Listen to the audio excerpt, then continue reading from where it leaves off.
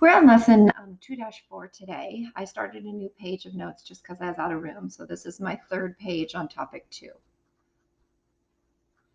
And what we're going to be learning about today is writing proportional equations. Really simple. We've been working on how to find the COP, and the COP is going to go right here and be a number. The COP is just a constant of proportionality, and it just means the unit rate.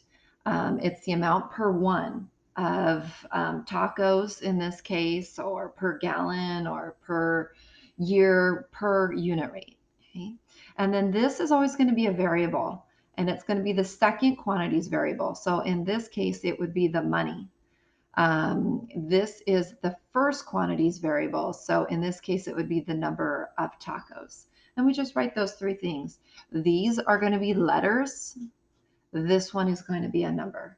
So first off, we need to complete the table, and I need to figure out the information here. I can fill this in here. We know that 5 tacos are $11.25. And then let me just go ahead and divide. Whatever I do to the top, I do to the bottom. So $11.25 divided by 5 means that each one is $2.25. Divide by 5, divide by 5. Now that I know how much each one is, I can multiply to get bigger. Times by 2, times by 2.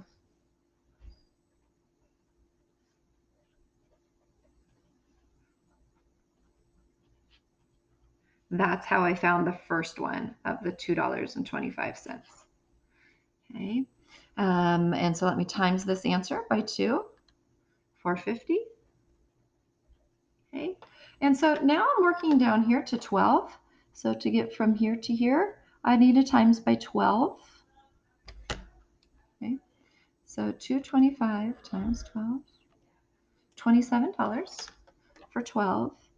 And now I need to think about how I would work backwards. I could keep on just doing guess and check to figure out how many 225 tacos I could do to get this. Or I can think of, this is multiplying to go from the top to bottom. This is 12 times 225. This was 5 times 225. This is 2 times 225. I'm always timesing by 225. How much for one? So this one right here, I could work backwards and divide by 225. So 33.75 divided by 225.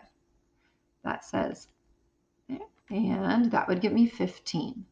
How did I get this number right here? Let me show my work. $33.75 divided by 225. If I'm multiplying to go forward, I'm dividing to go backwards. So we could check it and just make sure it really does work. Is 15 times 225? Okay. Yeah, 33.75. 33.75. Okay. So I've completed the table. Now I'm going to write an equation. So my equation is whatever I did to this, which it says is tacos, I timesed it by $2.25. So this is tacos times 225 is equaling the cost. So the cost is equal to 225 times the number of tacos. So when I'm looking for this, it says cost. $2.25 times the number of tacos. So let's fill it into this template. It says that cost should use a C. So that's my second variable. This is the unit rate. And this is my first variable. The first variable in this case, it said this tacos, T. So I'm going to label those. Okay. And it's just filling into a formula. Let's try some others. So this is the problem we just did. Let me go on this one. So this one says number of dimes and the value of them. So let's see, 1 dime would be 10 cents. 7 dimes would be 70 cents. So how many dimes would be $4.50? Well, each time here, I'm multiplying by 10 cents. So what number times 10 cents would get me 450? If I'm multiplying to go forward, I would need to divide to go backwards. So let me see. $4.50 divided by 0.10 equals 45. Let's check it and see if it works. Is 45 times 0.10 450? Yes. Times by 0.10, that's 3460. So my x, each time I am timesing it by 0.10, and that would be 0.10x. So my dollars is equal to 0.10 times the number of x's. Y equals 0.10x. This is my second variable. My unit rate, my first variable.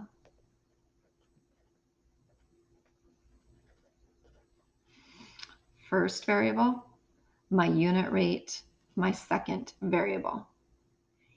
It'll get easier. Sometimes they use X and Y. They could have also used D here, and they could have used dimes for it. It doesn't really matter. Okay. Let's look at these down here. These are review. So the 0.6360, which is right here, that is over 6,360. So 6 represents hours and 360 represents miles.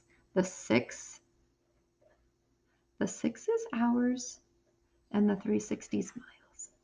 And this says the same thing, 360 miles in 6 hours. They just switched which one they wrote first and which one they put second. The COP of this would be 60 miles per hour. And down here is where we write it. What does that mean in words? 60 miles per hour, 60 miles per hour, 60 miles in 1 hour. The car in 1 hour travels 60 miles. And then you're going to see some review problems that are just proportions. We've done this before. I kind of skipped setting up my chart, so I'll go back and set it up. This is pages, and this is hours. So 180 pages in 12 hours.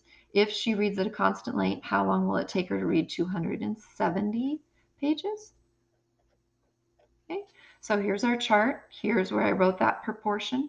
Here's where I cross multiplied.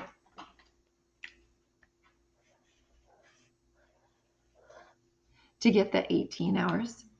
Here's a different chart that I could have set up. Remember, sometimes our charts are this way, sometimes they're that way. Doesn't matter. Okay. Here's some more examples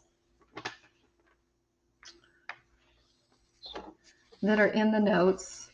So this one here is looking at this graph. Let me go ahead and truncate this.